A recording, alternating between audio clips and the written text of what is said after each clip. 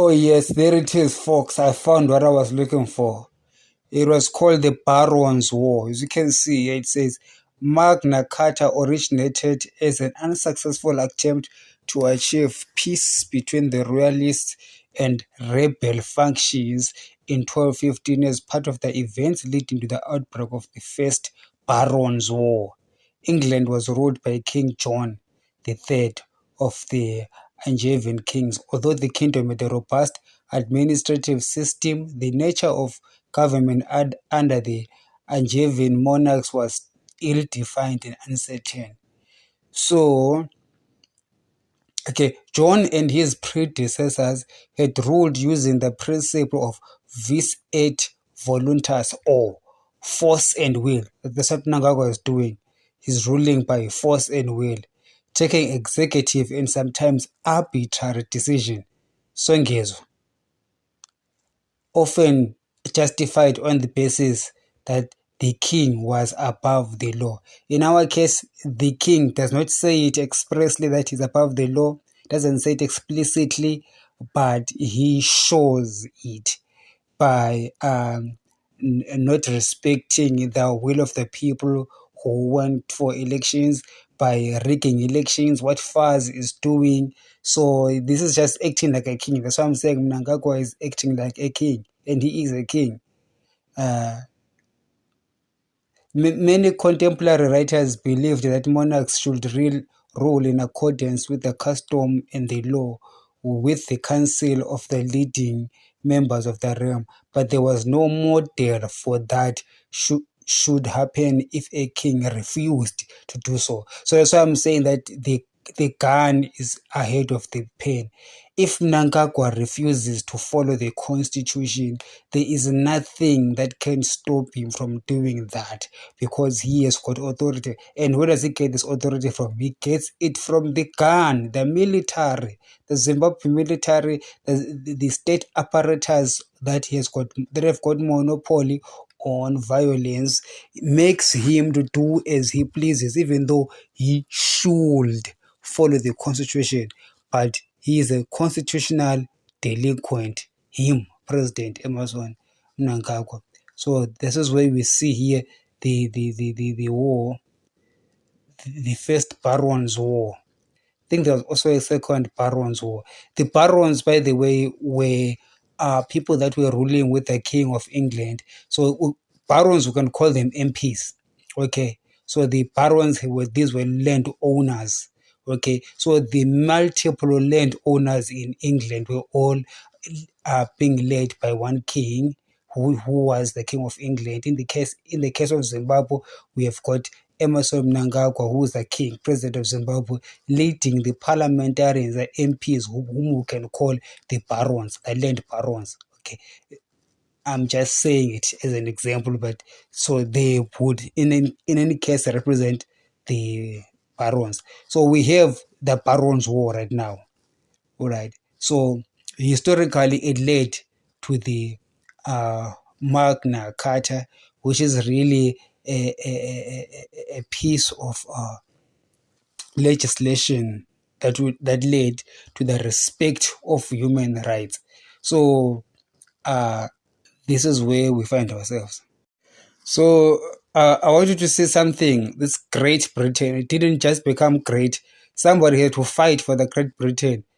It says the rebels took an oath that they would stand fast for the liberty of the church and the realm, and demanded that the king confirm the Charter of Liberties. We need to get to a place where you demand from Itim Nagakwa. Okay. And unless, if you never get to that place, Zimbabwe will never succeed. That had been declared. Okay, he said, demanded that the king confirm the Charter of Liberties that had been demanded by King Henry I in the previous century. Hey, century, and which was perceived by the barons to protect their rights. Okay, so the barons are the people that represent the rest of the people. So we need to force Mnangagwa and his regime and his people. And what forced King Henry I was this war of the barons. All right. If these barons didn't go to a war, okay, a war can mean anything. Anything that the king fears.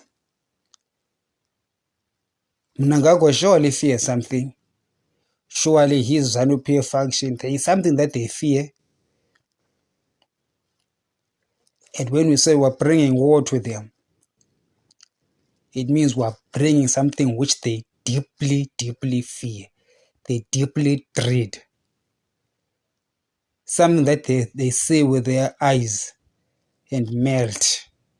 Then they say, hava komana, wayatitaura vakomana, munodachi. That is what's going to make a difference. Anything else of pretend opposition, of going to the court that you already know is captured, all of those things is just buying time. That's exactly what they want, because at the end of the day, whatever CCC does, whether they go to the court, they come up with a new constitution, every single week they are looting the resources of Zimbabwe. They don't care whether you like them, you don't like them, you are criticizing them, you don't criticize them. So you see, criticizing ZANU-PF doesn't move ZANU-PF. Okay, because they, in actual fact, ZANU-PF wants you to criticize them so that people will be talking about the wrong thing that they're doing, so that you will keep on coming up with new things to talk about every week. They actually want new things to happen every week so that there'll be something else to say. But in reality, all they want is to be stealing. Okay. All they want is to be stealing every week unless they are stopped by that which brings them real fear. And in this year, 2023, there's many things that they fear. They've got many fears. What the revolution needs to figure out is what it is and dish it in front of ZANU-PF. Then we can start talking about a new Zimbabwe. Anything short of that,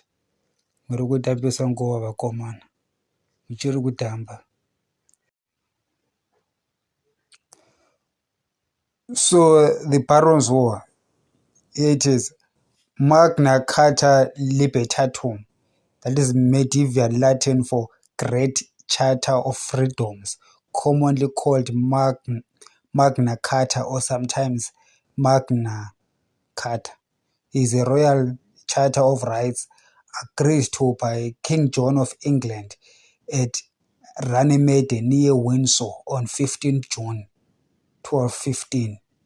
Okay, first drafted by the Archbishop of Canterbury, yes, Cardinal Stephen Langton. These are church people, to make peace between the unpopular king, Idi Mnangagwa, and a group of rebel barons, opposition MPs and opposition leaders and opposing Zimbabweans. It promised the protection of church rights, protection for the barons from illegal imprisonment, job sekhala, access to swift justice, the recalled MPs, and limitations on feudal payments to the crown. Okay, we need term limitations of the president there, all right, to be implemented through a council of 25 barons, that is a parliament. Neither side stood by their commitments, and the charter was annulled by Pope Vincent III, leading to the First Barons' War. So you see important players that we have not brought into the picture. At least in this channel, I always talk about God. Yeah, this Magna Carta came about because of people like Archbishop of Canterbury, Cardinal Stephen Langton. And here in Zimbabwe, they have got Idi Mnangagwa and Chamisa and TPC and ZANU-PF. Where is the Archbishop of Harare? All right. Where are the cardinals? Where is the Zimbabwe Council of Churches? unless we have got these people who have got a high moral ground, we are going nowhere. So the church is essential to bring Zimbabwe's own version of Magna Carta. All right. After John's death, the Regency government of his son, Henry III, reissued the document in 1216, stripped some of its more radical content in an unsuccessful bid to build political support for their cause. This is Itim Nangako after Robert Mugabe's death. He comes and says, second, what do they call it? Second what? Can't remember. Second, second whatever it is that they call it. But it's worse than what Mugabe was doing. So, here it is. There's also another one called Charter of the Forest. Well, there's something that I want to add.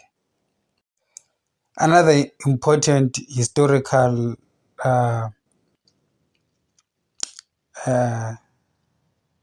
not event, another historical development beside the Magna Carta is the Declaration of the Rights of Man and the Citizen. Okay, this now happened in France. Remember, the Magna Carta was in the 1200s. This is now 1789. It's a National Constituent Assembly in 1789, is a human civil rights document from the French Revolution, inspired by Enlightenment philosophers. The declaration was a core statement of the values of the French Revolution and had a significant impact on the development of popular concepts of individual liberty and democracy in Europe and worldwide. So most of the things that we call human rights, they actually originate from the Declaration of the Rights of Man and the Citizen. And even this Declaration of Rights of Man also got its inspiration from the Magna Carta of Britain. Okay, so this is what Zimbabwe is looking for.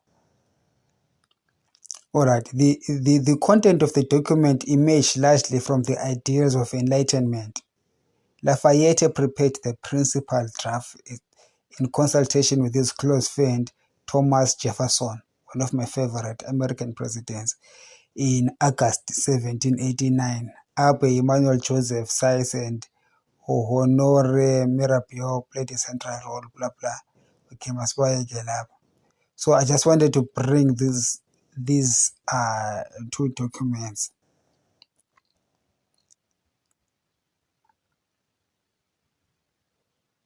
The last article of the Declaration of the Rights of Man and the Citizen was adopted on 26 August 1789. I just want to show that these great European countries,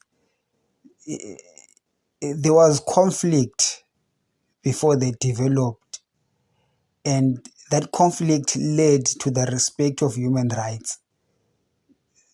The elite had to realize that the ordinary people had rights, but ordinary people were not given rights on a plate. My pastor, Pastor Henry Mjari, would always say, the devil will never give you freedom on a plate. You will have to fight for it. All right. So hence I say the ZANU-PF is not gonna give liberty to the Zimbabweans on a silver plate.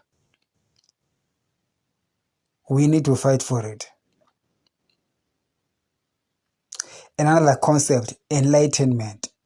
This concept of declaration came from the philosophical and political duties of the Enlightenment, such as individualism. There needs to be an enlightenment in the country. There needs to be some theory of a new Zimbabwe. It has to be a scholarly attempt of birthing the new Zimbabwe. It doesn't just come out of chaos without any scholarly direction. So principles are essential, and we need people that are enlightened who will guide us towards success. Look here, this is very interesting. This Magna Carta. I told you that the church is very essential. Look at the location: two at the British Library, one in each Lincoln Castle, and in, you guessed it right, in Salisbury Cathedral. This is prophetic. Where is the Salisbury Cathedral when you need it? Cathedral yoko Salisbury needs to be a part and parcel of this thing. Okay. The Archbishop. And so there we see how the global West developed into heavily industrialized nations that run the world. Look here, it says, as can be seen in the text, the French Declaration was heavily influenced by the political philosophy of the Enlightenment and principles of human rights, as was the U.S. Declaration of Independence, which preceded it for July 1776. So you see, even in this same vein, this is where the Americans are coming from, the French are coming from, the British, the Europeans are coming from. So they became great after Magna Carta and the Unalienable Declaration of the Rights of Man. Okay, let's go on. These principles were shared widely throughout European society. You see, that's why the Europeans are great, rather than being confined to a small elite as in the past. So Zimbabwean elite, be clever. Let's just go past this thing quickly and become a great country as well. This took different forms, such as English coffee house culture, and extended to areas colonized by Europeans, particularly British North America. Okay, there is a Canada. The contrast between diverse groups in Edinburgh, Geneva, Boston, Amsterdam, Paris, London, Vienna were much greater than often appreciated. Okay, transnational elites, iwe ZANU-PF elites of Waramba izvo, who shared ideas and styles were not new. What changed was their extent and the numbers involved. Under Louis XIV, Versailles was the center of French culture, fashion, and political power. Improvements in education and literacy over the course of the 18th century meant larger audiences for newspapers, blah, blah, blah. I can go on and on. Assisted by Thomas Jefferson, then American ambassador to France, Lafayette prepared a draft which echoed some of the provisions of the U.S. declarations. So we are mapping here the roots of the greatness of America, the roots of the greatness of France, and you are Zimbabwe there, and you want to map a way for the future greatness. You need to study this. You need to understand this, and be able to what, to lead the country forward. All right. Okay.